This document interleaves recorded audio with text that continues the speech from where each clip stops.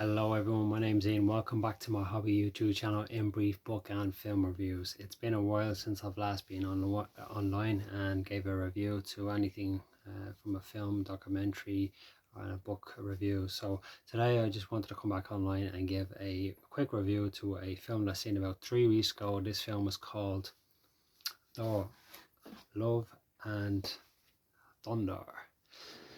Watched this about 3 weeks ago and that. I'm not really big into all the Marvel films and that, but I gotta be honest with you. I think as I'm getting older, I'm getting more into them.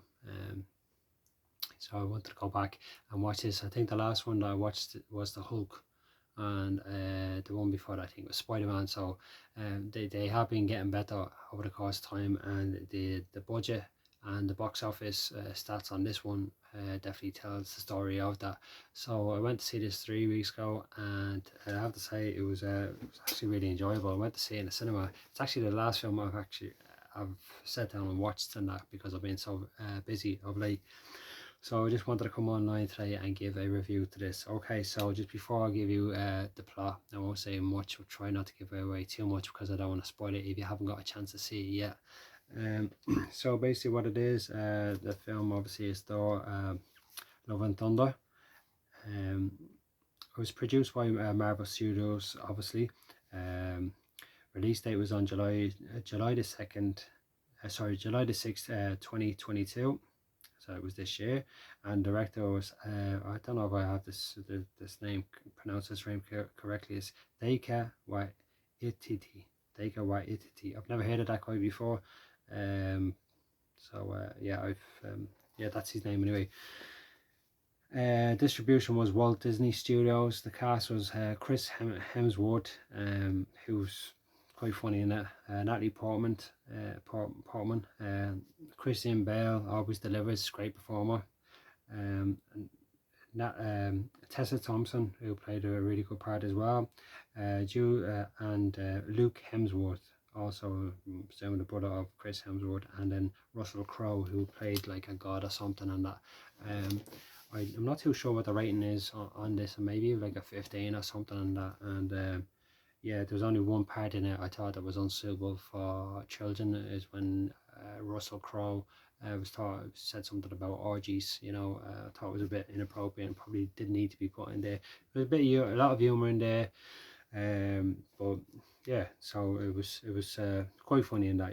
The soundtrack to this was probably Guns N' Roses' greatest hits. I had a lot of good tunes in there, from November to Rain to Sweet Child of Mine, and a few other ones also as well. And the film and the scenes actually really matched the soundtrack as well, which is great.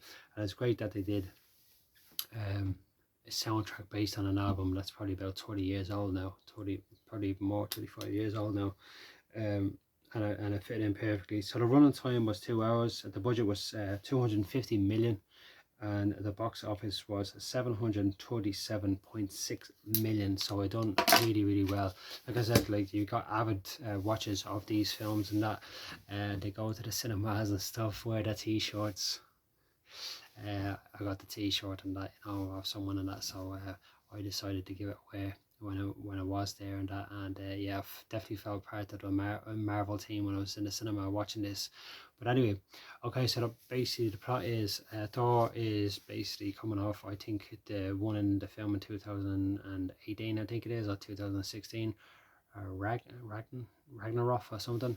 And he's planning on retirement, settle down, more of a peaceful life, and he does all these funny little things at the start and that, where he's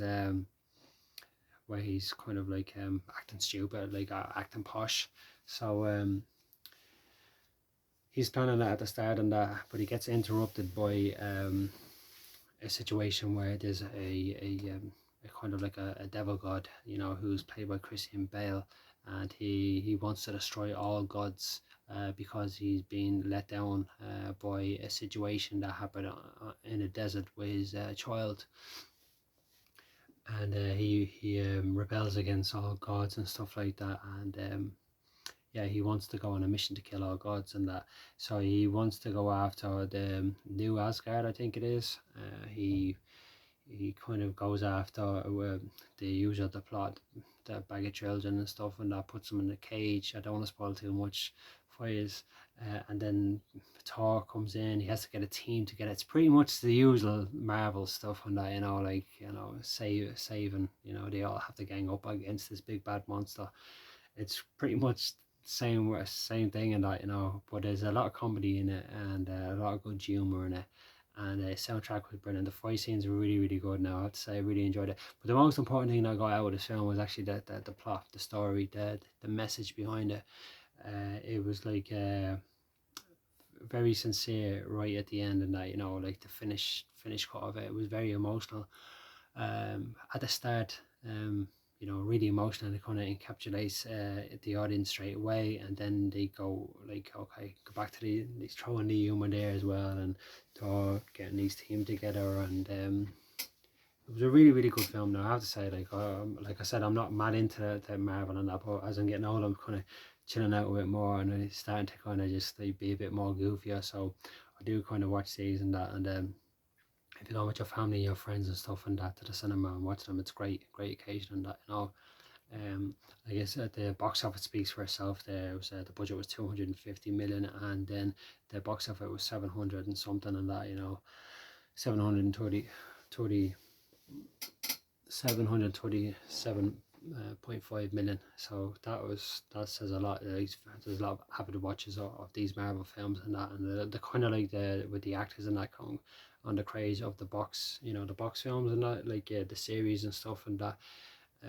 Pinky Blinders, Love Hate, all that kind of stuff, and that, where they'd make series and then they'd sell the box sets for 150 euros, whatever. So there's a lot of avid watchers of these Marvel films, and that if you like one, you're kind of gonna like the rest of them, and they kind of all kind of. There's a great storyline, but for me, the most important thing was the message right at the end. I thought it was really, it was an incredible message in that. And I don't know if anyone's ever read the Alchemist book, and that it's kind of reminiscent of something like in that. It was, about the desert and stuff, and that, I kind of got a vibe off that. There was a mystical kind of story behind it at the end of that, which I thought was really, really nice. So that's it for me anyway. I'll be back very shortly. I'm going to try and do one next week, and I might even try to do one in the next couple of days. Book reviews. I've been reading too many books and that, but I've got one or two to review. So stay tuned for that. I hope everyone's staying very well, staying very blessed, and staying very gratuitous for the things that you have. Don't worry about the things that you don't have. And that's it for me for this week and that. And stay healthy, and I'll see you again. Take care.